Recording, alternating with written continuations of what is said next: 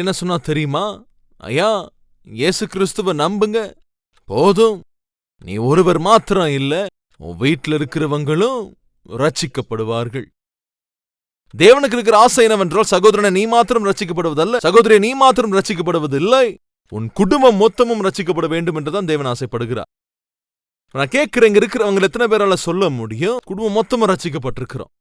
என் மனைவி, என் கணவர், என் பிள்ளைகள், என் தந்தை, என் தாய் ரட்சிக்கப்பட்டிருக்கிறார்கள் என்று நம்மள எத்தனை பேர் சொல்ல முடியும்?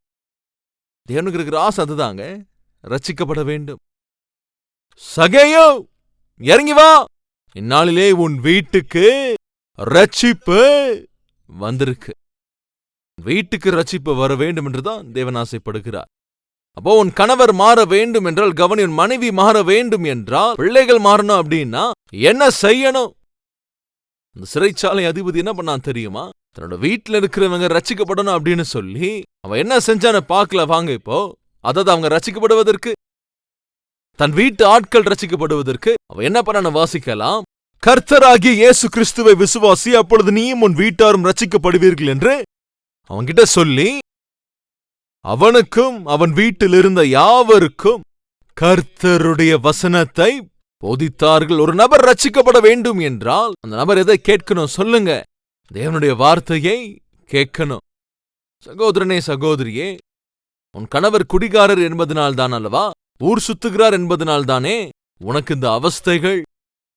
உன்னோட மனைவி உனக்கு கீழ்ப்படியாத ஒரு ராட்சசி மாதிரி இருக்கிறாங்கன்றதுனால உனக்கு இந்த நஷ்ட கஷ்டங்கள். உன் பிள்ளைகளின் வார்த்தையை கேட்காம அவங்க இஷ்டம் போல் வாழ்ந்து கொண்டு வருவதனால்தான் அல்லவா இந்நாளிலே உனக்கு அதிக அளவு வேதனை. உனக்கு இருக்கிற ஆசை என்ன? என் கணவர் மாறினா எவ்வளவு நலமாக இருக்கும், என் பிள்ளைகள் வார்த்தை கேட்ட எவ்வளவு நலமாக இருக்கும், என் மனைவி மாறினா எவ்வளவு நல்லா இருக்கும் அப்படின்னு சொல்லி நீ ஆசைப்படுறியா இல்லையா? அப்படின்னா அவர்கள் ரட்சிக்கப்படணும் அப்படின்னா நான் கேட்கறதுக்கு வழி என்னங்க? கவனிங்க, தன்னுடைய குடும்பம் அவனும் ரட்சிக்கப்படணும் அப்படிங்கிறதுக்கு அன்று அந்த சிறைச்சாலை அதிபதி செய்த காரியம் என்னன்னு நீங்களே சொல்லுங்க. தன்னோட வீட்டுக்கு பவுலியும் சீலாவையும் அழைத்து அப்படியே போய், ஐயா, இந்த ரட்சிப்புக்கான செய்தி எங்களுக்கு போதியுங்க அப்படின்னு கேட்டான். பவுலும் சீலாவை என்னங்க பண்ணாங்க?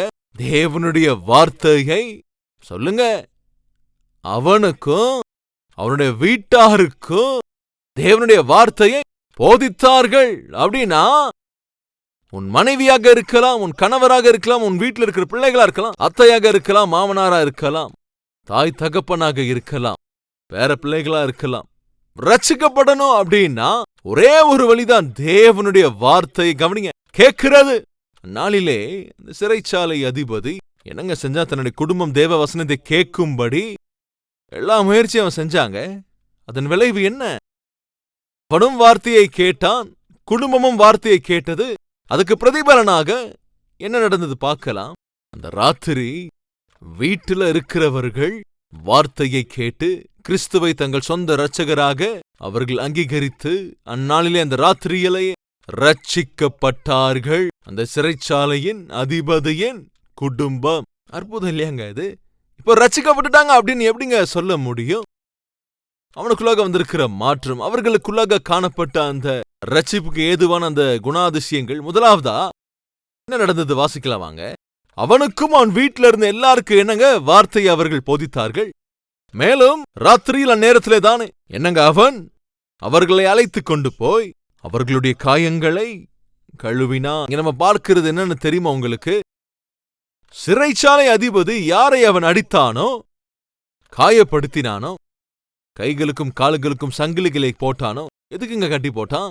பவுலும் சீலாவும் செஞ்ச அந்த ஊழியம் தவறென்று, அவர்கள் தேச துரோகிகள் என்று, சமுதாயத்துக்கு தீங்கு விளைவிக்கிறவர்கள் என்று அவர்கள் அறிவிக்கின்ற அவர்களுடைய அந்த மதம் மக்களுக்குள்ளே கைகலப்பை உண்டாக்குகிறது என்று அப்படி யோசிச்சு அவர்கள் செய்தது பெரிய தவறு மாதிரி யூகித்து நியாயாதிபதிகள் தருகின்ற அந்த சிச்சைகளை இன்னும் அதிகமாக்குவதற்கு பவுலையும் சீலாவையும் துன்மார்க்கர்கள் போல் பாவித்தார்கள், துஷ்டர்கள் போல் பாவித்தார்கள், சத்துருக்களாக பாவித்தார்கள். அதனால என்னங்க செஞ்சாங்க? அவர்களை பயங்கரமாக அடித்தார்கள். யாரை அவன் சத்துருக்களாக எண்ணினானோ, யாரை அவன் எதிரியாக பார்த்தானோ, யாரை அவன் அடித்தானோ, தூக்கி அவங்களை உள்ள அப்படியே போட்டானோ, அவங்களுக்கு இப்ப என்ன பண்றான் தெரியுமா? ஊழியம் செய்து வருகிறான். அவன் ஏற்படுத்தின காயங்களை அவனே அவனே துடைக்கிற அந்த காயங்களை கட்டுகின்றான். என்னங்க தோணுது உங்களுக்கு? கொஞ்ச நேரத்துக்கு முன்னாடி யாரை அவன் சத்துருக்களாக அவன் எண்ணினானோ, இப்ப அவர்களை அவன் நேசிக்கின்றான். நடந்தது என்னங்க?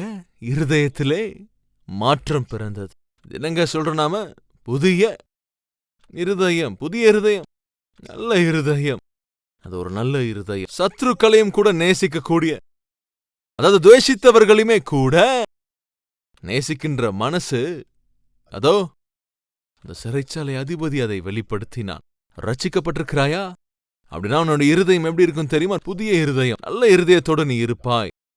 சத்துருக்களையுமே கூட நேசிக்கிறவனாக நீ இருப்பாய். உன்னை எதிர்க்கிறவர்களுக்காக ஜெபம் பண்ணுகிறவனாக நீ இருப்பாய். ஆனா இன்னைக்கு துரதிருஷ்டம், இந்நாளிலே கிறிஸ்தவர்கள் என்று சொல்கிறவர்கள் ரட்சிக்கப்பட்டிருக்கிறோன்னு சொல்றாங்க. வீட்டுக்கு போய் மனைவியை சாவடி அடிக்கிறாங்க. வீட்டுக்குள்ள நுழைஞ்ச உடனே கணவர் அப்படி திட்ட ஆரம்பிச்சிடுறாங்க. இங்க இருந்து வெளியே போனா ஒரு நிமிஷம் ஒருத்தருக்கு பத்தாது. வீட்டுல சமாதானம் கிடையாது. எப்படி உன்னால சொல்ல முடியும் நீ ரட்சிக்கப்பட்டிருக்கிறாய் என்று? உனக்குள்ளாகவே உனக்கு தெரிந்தவர்களோட சமாதானமே இல்லை அப்படின்னா எப்படி நீ சொல்ல முடியும் நீ ரட்சிக்கப்பட்டிருக்கிறாய் என்று? எங்க அந்த புதிய இருதயம்? மனைவியை நேசிக்கின்றத மனசு, கணவரை நேசிக்கின்றத மனது, அத்தையை நேசிக்கின்றத மனசு, மாமனாரை நேசிக்கின்றத மனசு, பிள்ளைகளை நேசிக்கிற மனசு எங்க? அண்ணன் என்றால் தம்பிக்கு பிடிக்காது, அக்கான கவனிங்க தங்கச்சிக்கு பிடிக்காது. என்னங்க இது? ஆனா ரட்சிக்கப்பட்டிருக்கிறேன்னு கையை உயர்த்துறீங்க. கவனிங்க, நோ. கவனிங்கள், உங்கள் சகோதரன், காணப்படுகிற சகோதரனை சகோதரி நீங்க நேசிக்கலாம் அப்படின்னா, காண முடியாத தேவனை எப்படி நேசிக்க முடியும் என்று யோவான் பக்தன் எழுதியிருக்கிறான். முதலாவதாக நேசியுங்கள். அந்த அன்பை கிரியையில் வெளிப்படுத்துங்க. நீ துவேஷிக்கிறவனாக, தூஷிக்கிறவனாக நீ இருக்காத. உன்னால கோபத்தை அப்படியே கொட்ட முடியுதுன்னா எப்படி உன்னால சொல்ல முடியுது நான் ரட்சிக்கப்பட்டிருக்கிறேன் என்று? அந்த சிறைச்சாலை அதிபதிக்குள்ளாக, அதாவது சுவிசேஷத்தை கேட்டு அவன் ரட்சிக்கப்பட்டதுக்கு அப்புறம் அவனுக்குள்ள காணப்பட்டது என்னங்க? புதிய இருதயம். எவ்வளவு நல்ல மனசுன்னு அவன் வெளிப்படுத்தினாங்க. அவன் துவேஷித்த, காயப்படுத்தின, அடித்த அவர்களை அப்படியே கூட்டிட்டு போய் அவர்களுடைய காயங்களை கழுவுறாங்க. நான் கேட்கிறேன், ரட்சிக்கப்பட்டிருக்கிறாயா? அப்படின்னா அவனுடைய இருதயம் புதிய இருதயமாக இருக்க வேண்டும். ரட்சிக்கப்பட்டிருக்கிறாயா? அப்படின்னா நீ ஆண்டவருக்கு சாட்சியாக வாழ வேண்டும். ரட்சிக்கப்பட்டிருக்கிறாயா? அப்படின்னா தவறாமல் தேவனுடைய சந்நிதிக்கு வந்து அந்த ஐக்கியத்திலே நீ பங்கெடுக்க வேண்டும். ரட்சிக்கப்பட்டிருக்கிறாயா? அற்புதமான ஊழியத்துக்கு, சபைக்கு, சுவிசேஷத்துக்கு நெருக்கமாக நீ வாழ வேண்டும். ரட்சிக்கப்பட்டிருக்கிறாயா? சூழ்நிலைகள் நல்லா இல்லாவிட்டாலும் சந்தோஷமாக வாழ வேண்டும். இது ரட்சிக்கப்பட்டவர்களுக்குள்ளாக காணப்படுகின்ற அற்புதமான, கவனிங்க, என்னது? லட்சணங்கள்.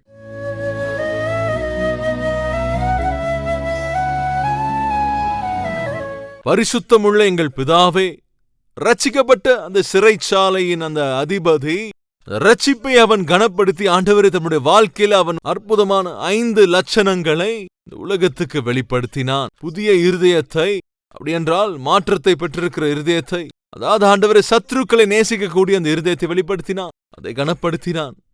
ஆண்டவரே, இது ரட்சிக்கப்பட்டவர்களுக்குள்ளாக காணப்படுகின்ற அற்புதமான ஆவிக்குரிய நடத்தை. இந்த மாதிரி ஆவிக்குரிய வாழ்க்கை எங்களுக்கு தந்தருளுங்க ஆண்டவரே. சந்தோஷமாக சகவாசத்துடனே அப்பா ஒருவருக்கொருவர் நன்றாக இருந்து சாட்சிகளை பகிர்ந்து புதிய இருதயத்தோட இந்த பூமியின் மீது வாழ்கின்ற இந்த பாக்கியத்தை எல்லாருக்கும் அருளி செய்யுங்கப்பா. இயேசு கிறிஸ்துவின் நாமத்தில் வேண்டிக் கொள்கிறோம் பிதாவே, ஆமென்.